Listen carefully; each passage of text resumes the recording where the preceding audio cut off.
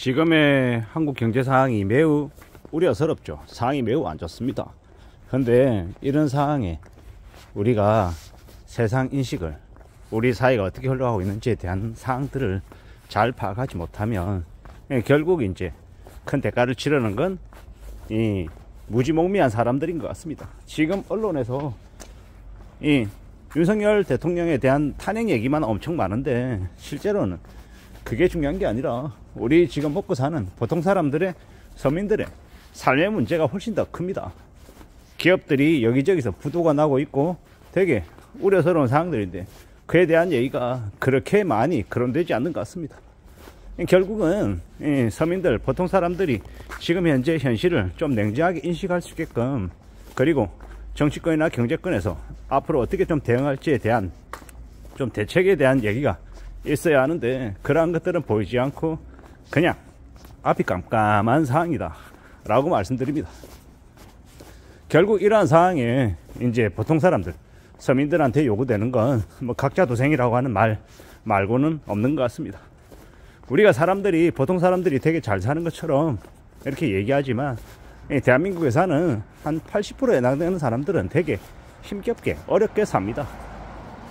예를 들어서 이제 직장인들의 이제 연봉이 뭐 한 500만 원 된다, 뭐 400만 원 된다 라고 얘기할 때 그건 통상적으로 평균입니다. 평균. 그 평균이라고 하는 얘기는 뭐냐, 이제 SK 최태원 회장의 급여도 들어가 있고 저기 삼성의 이재용 회장의 월급도 들어가 있고 이런 거다라는 겁니다. 예를 들어 말씀을 드립니다.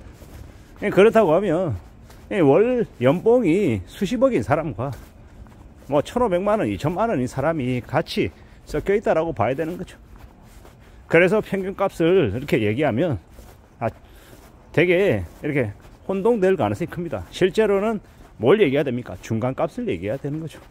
근데 언론에서 평균값을 많이 얘기하지 중간값을 많이 얘기하지 않습니다. 결국은 실질적인 이 사람들의 이 상황 이런 것보다 이 숫자상으로 좀 왜곡되어 있는 그런 것들이 더 많이 보인다라는 겁니다. 이 직장인들의 평균 월급이 뭐 450만 원, 500만 원이다 라고 하는데 실제로 중간값 따져보면은 300만 원 남짓 될까? 어쩌면 그 정도도 어렵다, 뭐 이런 얘기들을 되게 많이 합니다. 그만큼 실질적인 임금 자체는 그렇게 많지 않다라는 거죠. 참 우리가 그런 시대에 살고 있습니다. 그리고 보통의 사람들은요, 이 가스비, 전기료 좀 나오는 것에 대해서도 화들짝 놀라고 너무 많이 올랐다, 이번 달 생활비 어떡하지? 라고 고민할 정도로 되게 그런 작은 것들 하나하나가 우리에게 큰 이제 충격으로 다가온다라는 거죠. 이 지하철 요금 오르면 어떡하나, 버스비 오르면 어떡하나, 뭐 이런 생각들을 막 한다라는 겁니다. 그런 시대에 너무 지금은 별일 없는 것처럼 그냥 정치적인 저 이슈만 가지고 계속 떠들어대고 그게 문제인 것처럼 이야기하는데 실제로는 그보다 훨씬 더 큰 문제들이 우리 주변에 도사리고 있다라는 말씀을 드리고 싶은 거고, 우리가 앞으로 살아가는 시대가 아마 사람들이 많은 것들을 포기하고 아마 지낼 것 같다라는 겁니다. 아이를 키우는 부모들이 학원비를 제대로 감당할 수가 없어서 그냥 학원 보내는 걸 대폭 줄여버린다라든지, 아니면 이 경제적인 상황들이 안 되어서 이제 대학을 가는 걸 포기한다든지, 그런 일들이 이제 되게 많이 늘어날 거라는 거죠. 왜겠습니까? 대학을 들어가도 취직이 안 되고 좋은 대학을 나와도 이제 직장 잡는 게, 좋은 시간 잡는 게 어려워지는 이제 양질의 일자리 부족이 이제 우리의 현실로 이제 점점 이제 다가오고 있기 때문에 어쩔 수 없이 실리적으로 바뀐다라는 것. 저는 그렇게 생각합니다. 조금만 더 지나면 이제 정치적인 색깔, 뭐 진보다 좌파다, 우파다, 뭐 이런 얘기도 이제 중요하지 않게 생각할 거다라는 겁니다. 그런 거 따위가 먹고 사는데 중요하지 않기 때문인 거죠. 참 이제 많은 생각들이 드는 게 요즘입니다. 좀 더 자신의 상황에 맞춰서 자신의 미래를 대비하는 것, 그게 좀 중요한 사항들이 아닌가 라고 보는 거죠. 그리고 제가 이제 나중을 위한, 미래를 위한 이 대비를 계속 좀 하는 게 좋겠다라고 말씀을 드리는데요. 그 나중을 위한 대비, 노후 준비가 되었건 아니면 인생 2라운드가 되었건 뭐 여러 가지를 준비하는 데 있어서 제일 필요한 이 덕목은 제가 생각할 때는 꾸준함이라고 생각합니다. 꾸준함, 끈기, 이런 것들 말입니다.